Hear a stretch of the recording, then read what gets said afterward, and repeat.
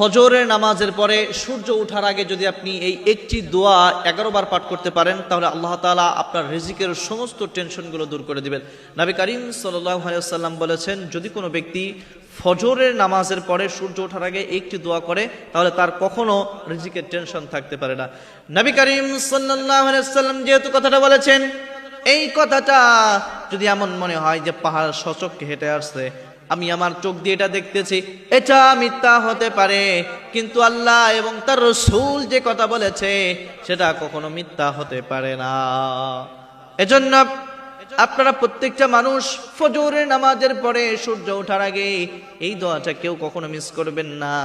যদি এই দোয়াটা আপনারা রেগুলার পাঠ করতে পারেন, তাহলে আল্লাহ তাআলা গায়বীভাবে আপনার রিজিকের সমস্যাগুলো দূর করে দিবেন। আপনার কখনো কোনো মানুষের কাছে হাত পাতা লাগবে না, সব সমস্যাগুলো আল্লাহ তাআলা দূর করে দিবেন।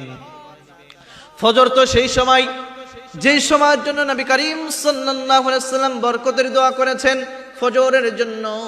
এই জন্য এই ফজরটা অত্যন্ত বরকতময়। ফজরের ফজিলত আল্লাহ তাআলার কাছে অন্য সমস্ত নামাজের চাইতে সব চাইতে বেশি।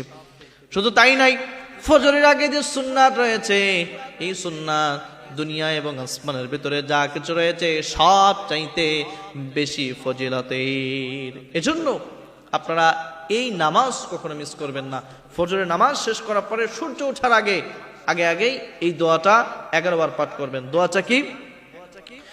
সুবহানাল্লাহি ওয়া বিহামদিহি, সুবহানাল্লাহিল আযীম ওয়া বিহামদিহি আস্তাগফিরুল্লাহ। কত চমৎকার একটা দোয়া! সুবহানাল্লাহি ওয়া বিহামদিহি, সুবহানাল্লাহিল আযীম ওয়া বিহামদিহি আস্তাগফিরুল্লাহ। এই দোয়াটা আপনারা যদি 11 বার পাঠ করতে পারেন সূর্য ওঠার আগে, আল্লাহ তাআলা আপনার রিজিকের টেনশন দূর করে দিবেন। আপনার কখনো রিজিকের অভাব হবে না, রিজিক আপনার কখনো কমবে না।